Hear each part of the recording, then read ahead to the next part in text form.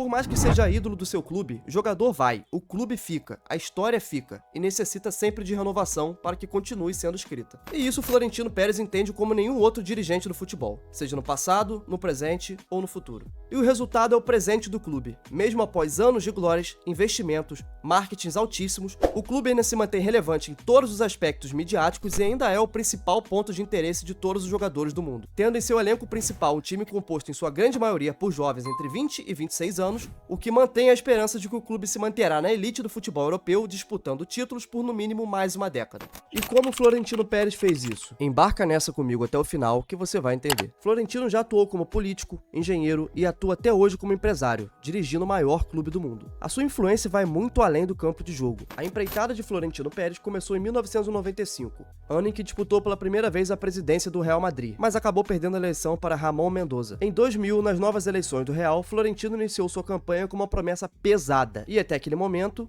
praticamente impossível: tirar Luís Figo do Barcelona. Ele dizia com todas as letras: caso eu vença as eleições e me torne presidente do Real Madrid, Luís Figo jogará no Santiago Bernabéu vestindo o branco do Real. Com uma promessa desse tamanho, era quase impossível para qualquer outro candidato fazer frente a Florentino, o que o levou a finalmente ser presidente do Real Madrid, pelo seu primeiro mandato, que foi de 2000 até 2006. Durante esse período, o clube venceu 2 ligas nacionais, na temporada 2000-2001 e 2002-2003, além de conquistar a Champions League de 2002. Títulos esses que deram respaldo e o retorno financeiro que o Pérez precisava para pôr em prática sua verdadeira ambição e a ideia desde que assumiu a presidência: transformar o Real Madrid em uma das maiores marcas do mundo, o que deu início ao projeto Galácticos. E o resto é história. Cumprindo sua promessa, o Real Madrid sacramenta a transferência de Luís Figo do Barcelona para o Real Madrid pela bagatela de 60 milhões de euros, se tornando até aquele momento a transferência mais cara da história do futebol, que só seria superada pelo próprio Real Madrid um ano depois com a contratação de Zinedine Zidane, em 2001, por 77 milhões de euros. Avançando o projeto Galácticos, contando com Ronaldo Fenômeno, Zinedine Zidane, Luís Figo, David Beckham e muitos outros craques. A ideia de Florentino Pérez pode parecer simples hoje em dia, mas para a época era algo muito à frente do seu tempo. Ele percebeu que o público geral que assiste futebol não assistia mais somente para torcer pelo seu clube do coração. O esporte já era uma máquina de fazer dinheiro naquele tempo, precisando somente da gestão correta para fazer acontecer. E ao juntar os melhores jogadores do mundo e de nacionalidades diferentes, Pérez conseguiu o que era sua intenção desde o começo: tornar o Real Madrid uma das maiores marcas mundialmente falando. Brasileiros viam os jogos do Real porque amavam futebol e queriam ver todos aqueles craques reunidos e, principalmente, acompanhar a carreira de Ronaldo, que na época era um dos melhores do mundo e o melhor brasileiro em atividade. O mesmo para os franceses, que idolatravam Zidane, os ingleses com Beckham e assim por diante. E mesmo que o projeto Galácticos esportivamente não tenha sido tudo o que se esperava, já que o time não conquistou a Liga dos Campeões, mesmo com todos esses craques, o legado foi positivo para a imagem do clube, aumentando a sua fama ao redor do mundo, elevando as receitas de transmissão, já que o mundo todo queria assistir a todos esses craques juntos, o que consequentemente também eleva muitas receitas de marketing, já que as maiores empresas do mundo gostariam de ter seus nomes estampados na blusa do Real Madrid. E tudo caminhava como planejado. O escudo do Real Madrid já rodava o mundo inteiro com camisas vendidas como nunca antes um clube havia feito, gerando receitas absurdas e toda a mídia que Pérez planejava desde que prometeu tirar Figo do Barcelona em sua promessa de campanha. Em 2006, Florentino decide abandonar o cargo, mesmo com todo o sucesso esportivo e comercial, deixando então Ramon Calderón como seu sucessor. Mas não antes de realizar a janela de transferências da temporada 2005-2006, contratando uma jovem promessa que queria se tornar o capitão da segunda era de ouro europeia do clube, o lendário camisa 4, Sérgio Ramos. Nesses 3 anos em que Florentino Pérez deixou a presidência, o Real Madrid não conquistou nenhuma Liga dos Campeões e perdeu um pouco de sua força no cenário nacional e mundial, fazendo então com que o Florentino volte à presidência do clube em 2009, dessa vez com uma visão de aliar o impulsionamento da marca Real Madrid no presente com a visão de se construir um projeto também para o futuro, tornando possível que o clube seja uma potência mundial em curto e longo prazo. E já em 2009, no seu primeiro ano do segundo mandato, Florentino mais uma vez realiza uma das maiores janelas de transferência da história, com as contratações de Kaká por 67 milhões de euros, Xabi Alonso por 34 milhões de euros, Benzema por 35 milhões de euros e o fucking Cristiano Ronaldo por 94 milhões de euros, dando início então ao que seria a segunda era de ouro europeia do Real Madrid. Mas nem mesmo Florentino poderia imaginar o tamanho do seu acerto com a contratação de CR7, que naquele momento já era campeão da Champions League e atual bola de ouro. O casamento Real Madrid mais CR7 foi algo histórico para o futebol mundial, deixando momentos icônicos e quebrando recordes em todas as competições.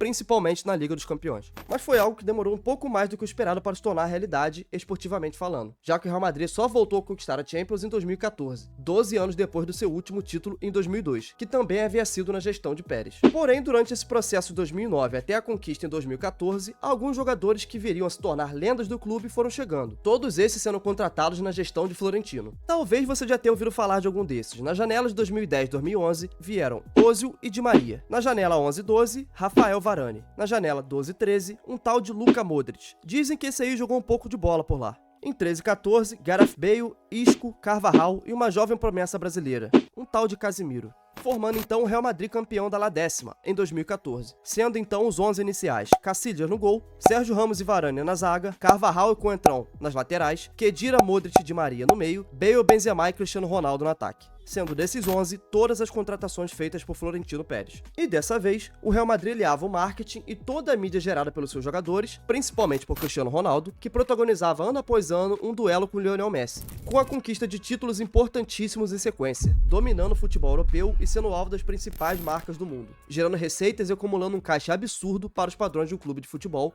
sem apoio do Catar.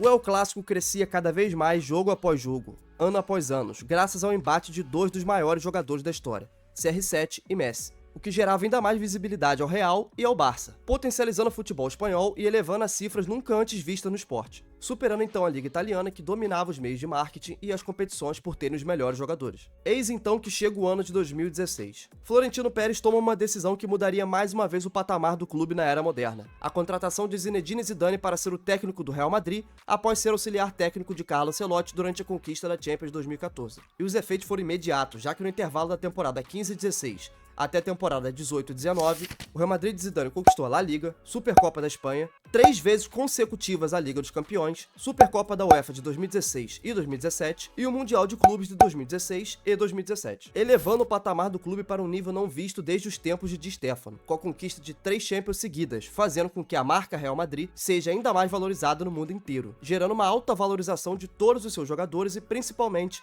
mantendo viva a vontade de qualquer jogador de futebol de um dia jogar no maior clube do mundo. Com os cofres lotados após diversas conquistas, vendas de camisas e artigos do clube como nunca antes, explorando a imagem de Cristiano Ronaldo e dos outros jogadores, Florentino poderia sim ter aceitado renovar com Cristiano pelo tempo exigido pelo atleta. Mas não é assim que as coisas funcionam por lá. Quem manda no clube é ele, e sempre será ele enquanto ele estiver no comando. E assim foi. O Real Madrid vende CR7 para o Juventus após 4 Champions Leagues e 4 bolas de ouro conquistadas pelo Gajo com a camisa do clube. E mais, mesmo após quase 10 anos de clube, o Real ainda o vendeu por 117 milhões de euros, superando os 94 milhões que foram investidos no jogador lá em 2009. O mesmo também é feito com Sérgio Ramos, que era capitão do clube, Marcelo, que também é um dos ídolos do clube e capitão, e até mesmo Casemiro, que ainda não tinha idade tão avançada, mas que optou por sair e o Real não dificultou. Resumindo, mesmo após usufruir de todo o auge do jogador, seja em mídia, títulos, números e desempenho por 10 anos, o Real de Florentino Pérez ainda consegue vender o jogador por um valor acima do que foi pago. Com o dinheiro das vendas e dos títulos, Florentino inicia o que seria até então o projeto atual do clube: a reforma do Santiago Bernabéu, com um custo até agora de 892,7 milhões de euros, convertendo para 4,8 bilhões de reais, sendo financiado pelo Real Madrid por 30 anos. A ideia do mandatário é transformar o estádio no mais tecnológico do mundo, possuindo grama retrátil e sistema de irrigação no subsolo. O estádio poderá servir de palco para shows de música, outros tipos de esporte, graças à possibilidade da grama retrátil, além de possuir área para visitas de turistas e camarotes com tudo que é de mais avançado na atualidade. Como diz o próprio Marcelo Beckler, jornalista brasileiro da TNT que cobre Barcelona na Espanha, maior rival do Real Madrid, será uma máquina de imprimir dinheiro. E após isso, Florentino Pérez mais uma vez muda o perfil de contratações do clube, visando investir menos em estrelas já consagradas e apostando em novos talentos, principalmente brasileiros, como Vinícius Júnior, Rodrigo e agora Endrick. Muito disso parte do ego de Florentino, que não aceitou até hoje o fato de ter perdido a contratação de Neymar para o Barcelona, já que o garoto já havia até mesmo conhecido o Bernabéu quando era criança. Agora, qualquer moleque brasileiro que dê 3 toques e uma bola por algum clube, Florentino faz questão de comprar antes que qualquer outro clube tome a frente. E mesmo nessa fase de reforma do Bernabéu, o Real Madrid investiu pesado em uma estrela belga, Eden Hazard, por 115 milhões de euros, provando que nem sempre dá certo o investimento em estrelas, assim como foi com o CR7. Hazard foi motivo de piada no Real Madrid, além de que foi ofuscado pelo futebol de Vini Júnior, que acabou sendo titular da posição e sendo peça primordial para a conquista de mais uma Champions League, na temporada 21-22, levando então Florentino Pérez a ser o único ao lado de Santiago Bernabéu com 6 títulos de Champions League conquistados como presidente de algum clube. Fato curioso é que em 2021, quando o Vini ainda era muito criticado e ainda não havia ganhado os títulos gigantescos que ganhou com o Real, Florentino foi perguntado em uma entrevista sobre a possibilidade de vender o brasileiro para o PSG, ou envolvê-lo em uma possível troca por Mbappé. E a resposta foi essa. A Vinicius no se vende, Vinicius, ¿no? No. Que digo, a ver si el PSG dice, para hablar de Mbappé, como le gusta Vinicius a Leonardo, diga, métame usted aquí en la negociación a Vinicius. Que no se vende, ni se toca.